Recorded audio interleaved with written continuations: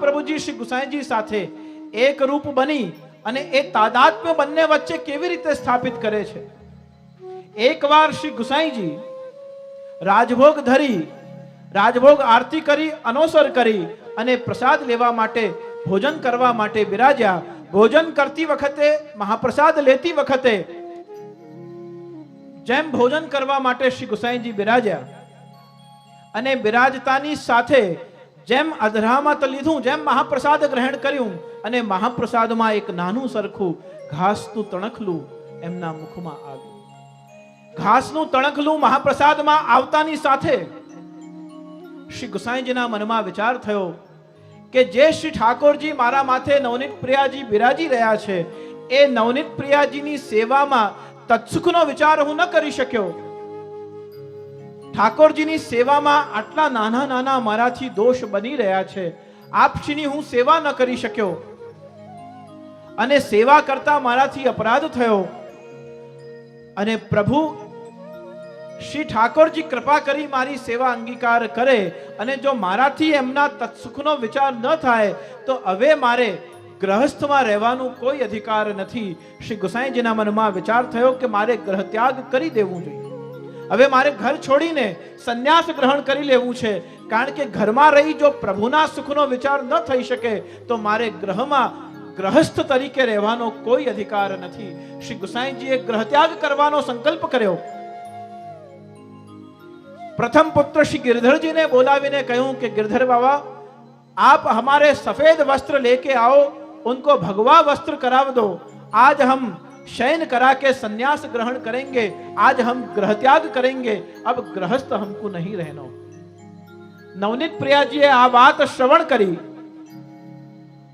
કે શ્રી ગુસાઈજી સંન્યાસ લેવાના છે, ગ્રહ ત્યાગ કરવાના છે, કારણ કે મહાપ્રસાદમાં ઘાસનું તણખલું આવ્યું છે. આ સાંભળતાની સાથે જેમ શ્રી ગિરધરજી સફેદ વસ્ત્ર લઈ અને રંગાવા માટે ઘરની બહાર જાય છે, એમ નવનીત પ્રિયાજી પણ પોતાની જબલા ટોપી લઈ અને गिरधरजीને अवाज लगावी कि गिरधर बाबा आप जो गुसाई जी के वस्त्र लेके पधार रहे हो, मेरे झबला टोपी भी साथ में लेके पधारो, इनको भी भगवा रंग के रंगवाए दो. जो गुसाई जी संन्यास लेंगे तो मैं भी साथ में संन्यास ले लूं. जो गुसाईजी श्री ग्रहનો ત્યાગ કરશે તો હું પણ ઘરમાં રહેવાનો નથી, હું પણ ગ્રહ ત્યાગ કરી અને શ્રી ગુસાઈજી સાથે સંન્યાસ ગ્રહણ કરી લેવાનો છું.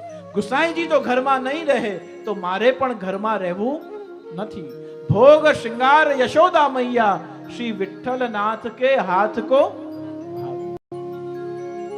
જો ગુસાઈજી મારી સાથે નથી તો મારે પણ ઘરમાં રહેવું નથી. આ તાદાત્મ્ય શ્રી ગુસાઈજી અને શ્રી નવનીત પ્રિયાજીના વચ્ચેનું એ તાદાત્મ્ય જો આપણે સમજીએ, એ તાદાત્મ્યની ભૂમિકાને જો આપણે ભાવાત્મક પક્ષથી વિચાર કરીએ તો કબહુ આપ સંગ મિલ ઝૂલે, કબહુ ઉતરી ઝુલાવે હો શ્રી વિઠ્ઠલનાથ. આ શ્રી ગુસાઈજીનું સ્વરૂપ કે પ્રિય નવનીત પાલને ઝૂલે શ્રી વિઠ્ઠલનાથ ઝુલાવે. શ્રી ગુસાઈજી નવનીત પ્રિયાજીને પલને ઝુલાવે છે અને બીજા જ ક્ષણે દર્શન થાય તો ક્યારે પોતે પલ્લે ઝૂલી રહ્યા છે અને નવનીત પ્રિયાજી કબહુ આપ સંગ મિલ ઝૂલે. એમ બંનેનું ભાવાત્મક રૂપ એક જાણી, ભગવદ રૂપ એક જાણી અને જ્યારે જ્યારે આપણે સ્મરણ ચિંતન કરીએ છીએ, પણ એ સ્મરણ ચિંતન કરવામાં આ ભાવાત્મક પક્ષને હૃદયમાં દ્રઢ કરવા માટે સૌથી પહેલા સિદ્ધાંત જાણવો જરૂરી છે. જો સિદ્ધાંત ન જાણીએ તો એના પાછળના રહસ્ય પણ ન જાણી શકાય, અને જો રહસ્ય ન સમજીએ તો સંશયનું સમાધાન ન થાય. સંશયનું સમાધાન જો ન થાય તો વિશ્વાસ દ્રઢ ન થાય. જો વિશ્વાસ દ્રઢ ન થાય તો શ્રદ્ધાનો જન્મ ન થાય, અને જો શ્રદ્ધાનો જન્મ ન થાય તો સમર્પણ દ્રઢ બની શકે નહીં, અને સમર્પણ જો આપણા જીવનમાં ન આવે તો શરણાગતિના માર્ગમાં આગળ વધી શકાય.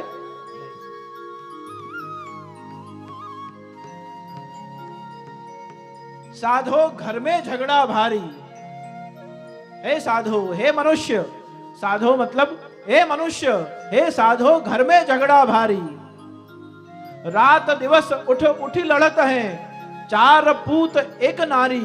साधो घर में झगड़ा भारी. साधो घर में झगड़ा भारी નો મતલબ શું છે? કે આપણું આ 10 ઇન્દ્રિયોનું આપણું આ શરીર 5 જ્ઞાનેન્દ્રિય છે, 5 કર્મેન્દ્રિય છે, 11મું આપણું મન છે. એ મન ચાવી સ્વરૂપે છે. આ આપણું ઘર, આપણું શરીર એ આપણું ઘર છે.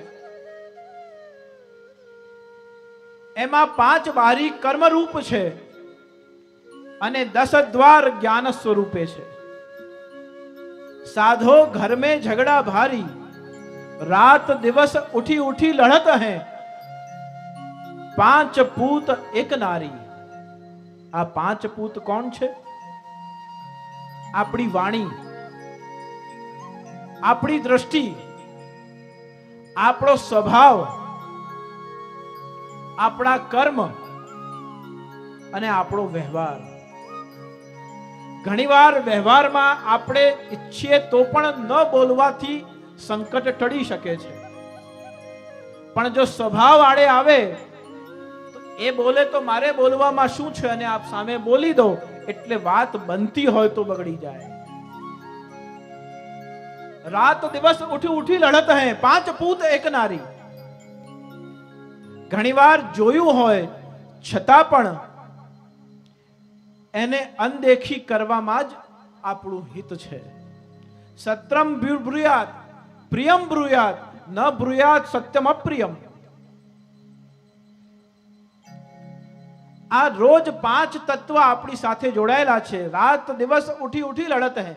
બાંધકામ, જે કોઈ કન્સ્ટ્રક્શનનું કામ કરતા હોય, જે કોઈ બિલ્ડર તરીકે કામ કરતા હોય, એમને ખ્યાલ છે કે જેટલો પ્લોટ હોય એટલું બાંધકામ ન થઈ શકે, અને જેટલું બાંધકામ કરીએ એનાથી નાના, એ ઘરથી નાના એના બારી બારણા હોય, અને બારી બારણા હોય, બારણું હોય એના કરતા એનાથી નાનું એનું તાળું હોય, અને તાળાથી એ નાની એની ચાવી હોય. પણ એ ચાવીમાં એ તાકાત હોય કે ગમે તેટલું મોટું ભવન હોય, મકાન હોય, એ ધારે ત્યારે ખોલી શકે અને ધારે ત્યારે બંધ કરી શકે છે. રાત દિવસ ઉઠી લડત હે, 5 પૂત એક નારી. આ જે એક નારી છે એ મન છે, અને એ મન મનુષ્યના હૃદયમાં બેસીને અને ધારે તેવા કાર્ય કરાવે છે. તો મનને હંમેશા ભગવત પ્રીત્યર્થ પ્રભુમાં જોડાયેલો રાખવાની વાત કેમ કહી? કારણ કે જો મન પ્રભુમય હશે, મનનું સ્વભાવ છે ભટકવું, પણ જો મન પ્રભુમય હશે તો એ આપણા સ્વભાવને, આપણી દ્રષ્ટિને, આપણી વાણીને, આપણા કર્મને, આપણા વ્યવહારને, એ બધાને મન પોતાના પ્રમાણે સંચાલિત કરી શકશે. પણ જો મન ઉપર નિયંત્રણ ન હોય, મારે નતું બોલવું પણ ખબર નહીં આજે બોલાઈ ગયું મારાથી, એકવાર બોલાઈ ગયું એટલે ત્યાં જ વાત વણસી જાય છે. કોઈ દિવસ મારો હાથ ન ઉપડે અને મારે આજે નતું ઉપાડવું છતાંય મારો હાથ ઉપડી ગયો, ધારવા છતાંય ઉપડી ગયો, મતલબ આપણે આપણા મન ઉપર, સ્વભાવ ઉપર નિયંત્રણ ન કરી શક્યા. તે માટે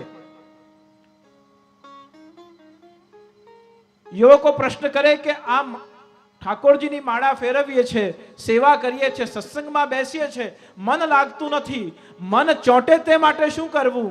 મન લાગે તે માટે શું કરવું? એના માટે કોઈ દવા, કોઈ સિરપ કે કોઈ કેપ્સ્યુલ આવતી નથી કે આપણી મન એકાગ્ર થઈ શકે, ચિત્તની આવૃત્તિ એક થઈ શકે. મનને જો એક કરવું હોય, મનને જો એકાગ્ર કરવું હોય, એક જ ઉપાય છે કે મન ધારે તેમ ન કરવું, પણ મન ચાહે તેમ કરવું. આપણે સત્સંગમાં બેઠા છીએ અને મન બીજે ટ્રાવેલ કરવા નીકળી જાય, પાછું મનને લાવવું પડે. એટલા માટે વચ્ચે વચ્ચે ભગવદ નામસ્મરણ કરતા જઈએ અને ચરણ લગ્યો ચિત્ત મેરો, આપણું ચરણારવિંદમાં ચિત્ત લાગે એવું આપણે ઠાકોરજીને વારંવાર વિનવ્યા કરીએ કે મારું ચિત્ત જો પ્રભુ આપના ચરણમાં લાગે તો મારું મન ગમે ત્યાં ભટકે, પણ શ્રી મહાપ્રભુજીનો આદેશ છે કે ચેતસ્તત પ્રવણમ સેવા. જો ચિત્તની આવૃત્તિ આપણી સેવામાં ન થાય તો સત્સંગ કરો, કીર્તન કરો, દર્શન કરો કે સેવા કરો. જો આપણા મનની, ચિત્તની આવૃત્તિ એમાં ન થાય તો એ કરેલું, મંદિરમાં જઈએ સજાવટ જોઈને પાછા આવી જઈએ, મંદિરમાં જઈએ શિંગાર વસ્ત્ર અને સાજનો રંગ જોઈને પાછા આવી જઈએ, મંદિરમાં જઈએ ઠાકોરજીને નયન ભર દેખો નંદ કુમાર, નિરખી નિરખીને જોવાનું ચૂકી જવાય અને ભીડના ધક્કામાં આવ્યા અને ભીડના ધક્કામાં નીકળી જવાય.